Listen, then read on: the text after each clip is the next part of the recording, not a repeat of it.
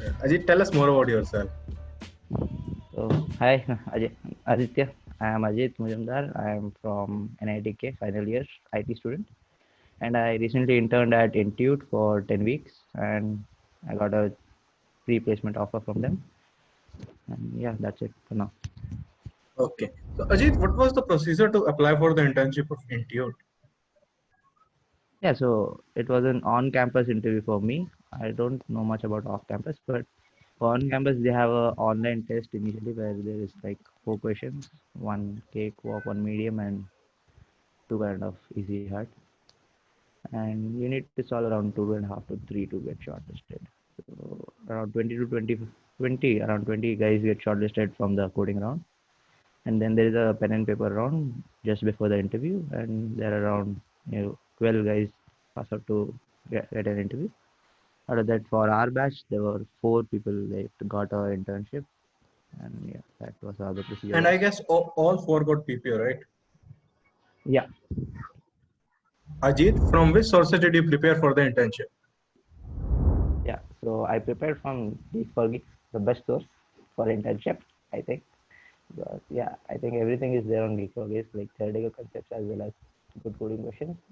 And usually there is nothing that is not on Geek4Geeks that is asked in interviews or anything. So I Okay. think So what's Geek4Geeks is more than enough. okay? So what concepts they asked during the test and interview for the Intuit?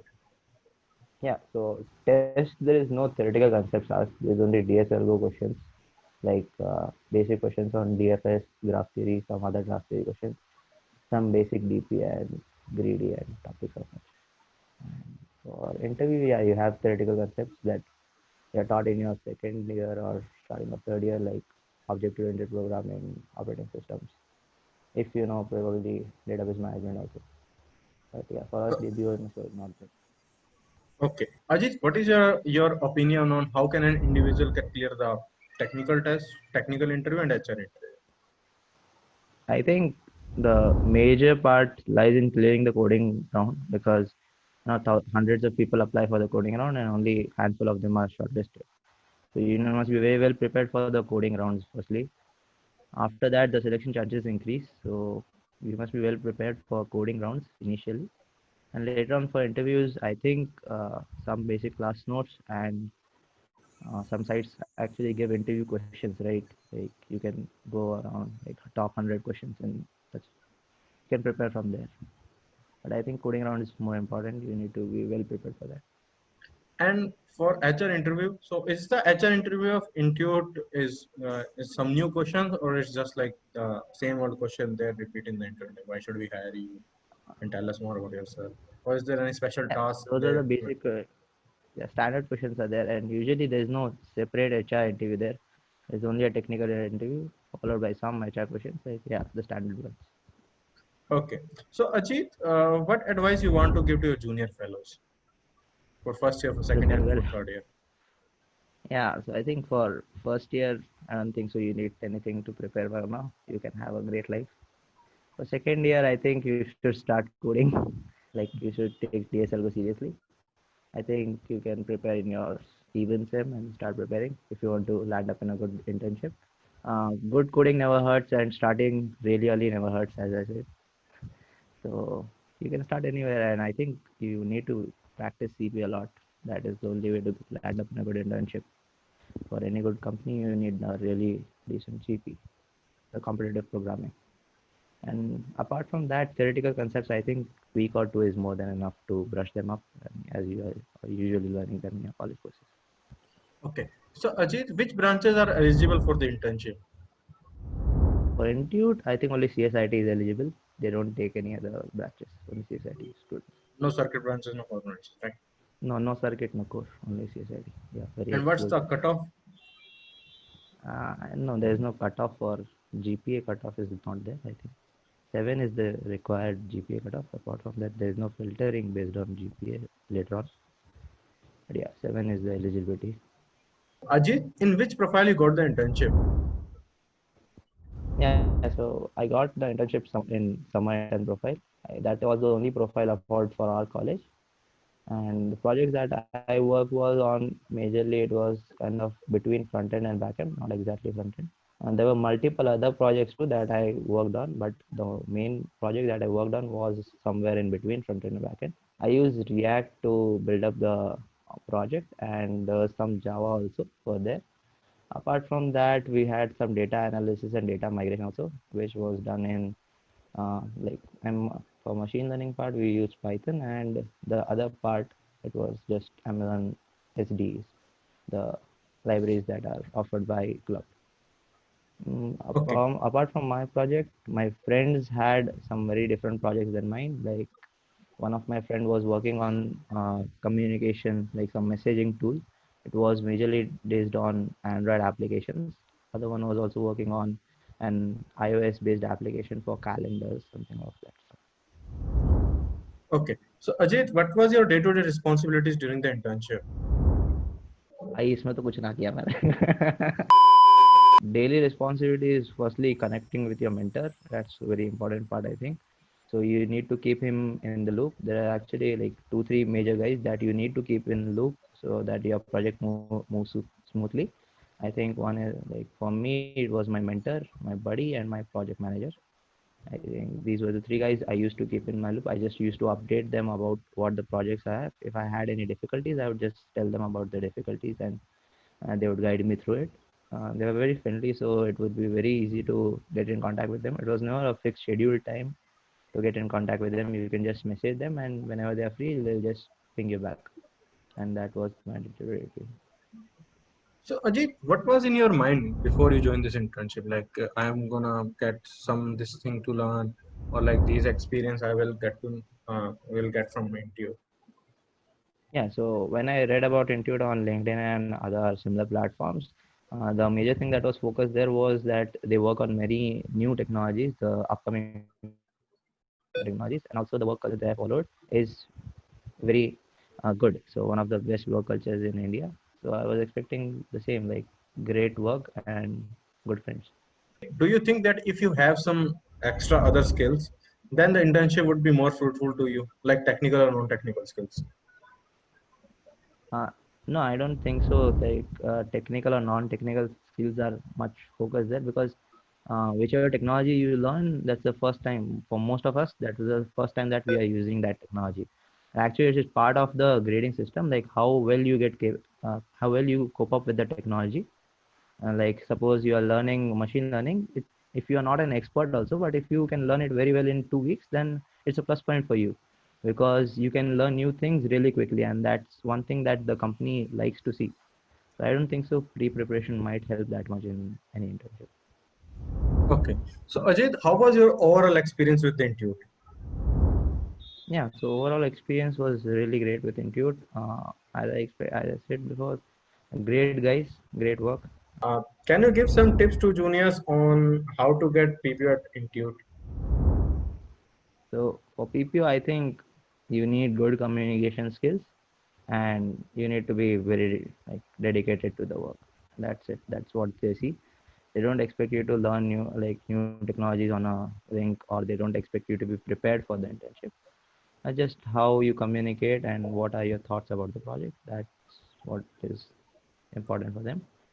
And that's it. Okay. So Ajit, what are the do's and don'ts for the Intune?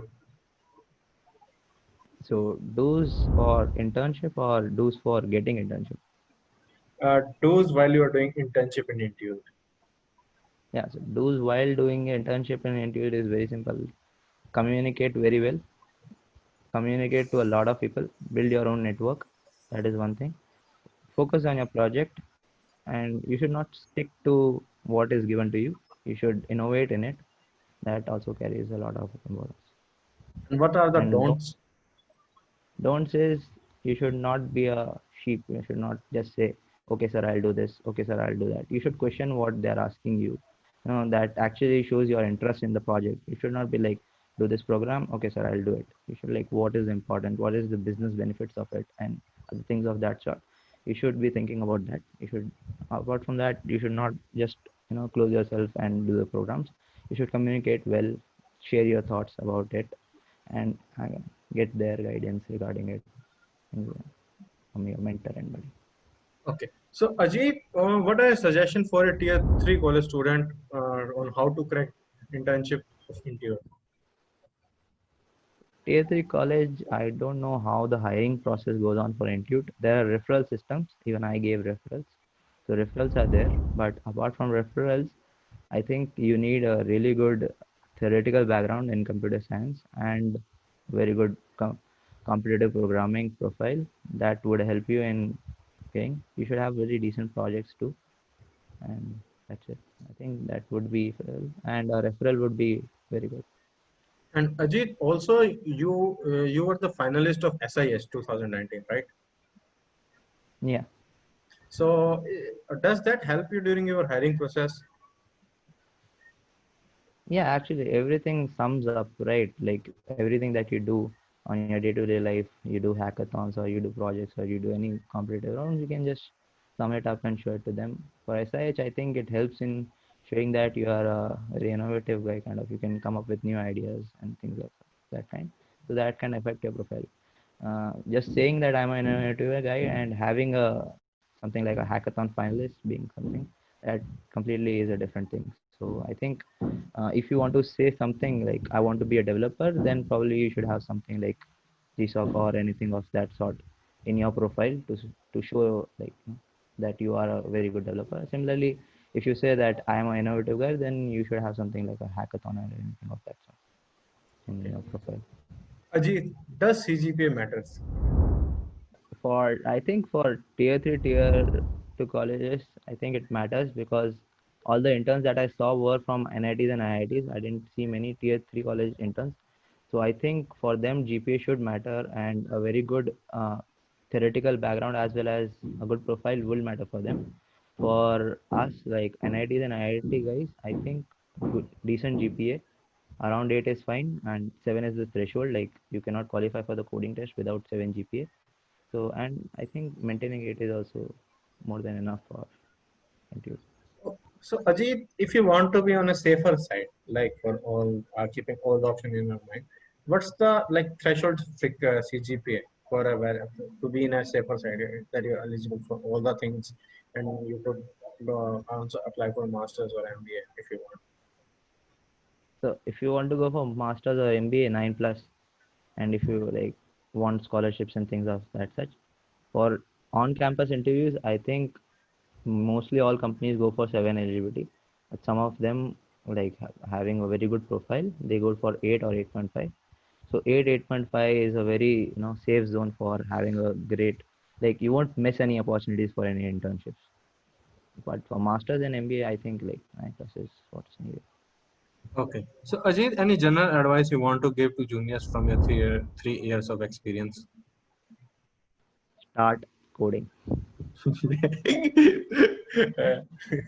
Like, Yeah, okay. so I'll just, okay, I'll just elaborate. Like, see, for first year, second year, I think you should have very good C and C++ understanding because that is asked even in debugging questions. Or if you want to write in a new language, then you should have a very solid base in C and C++. So that is one thing. Apart from that, to grab an internship, you need to clear the coding round where there is the major screening. For that, you need to be very well versed in C, C++, its implementation for algorithms and data structures. So like linked list and other graph theory based questions, you should be well versed with it. So you should learn, you can use CodeChef or CodeProcess or other platforms to sharpen your skills in that. Apart from that, theoretical concepts is very nice. If you know them, then it's great. Or else you can go on with CP only. Okay. Any other advice or experience you want to share? I think you should communicate well. That is one thing that is very important. Even in internships, even in interviews, or anywhere else, if you are no, if you shy out from the opportunity, then even if you are capable, you might miss it. So what's in your mind, you should just say it. That's how. That's one of the most important things. Apart from that, I think you should be technically very well versed. Like you should know the concept really well. Only if you know the concepts, you can think more about it and innovate on it. So that are the two things I think are important. Okay. So thank you, Ajit, for your time and sharing your experience with us. And Yeah, on thanks. that note, see you when this COVID thing disappear and things get back to Act the of normal God, folks. act of God. Okay. Thank you so much, Adi.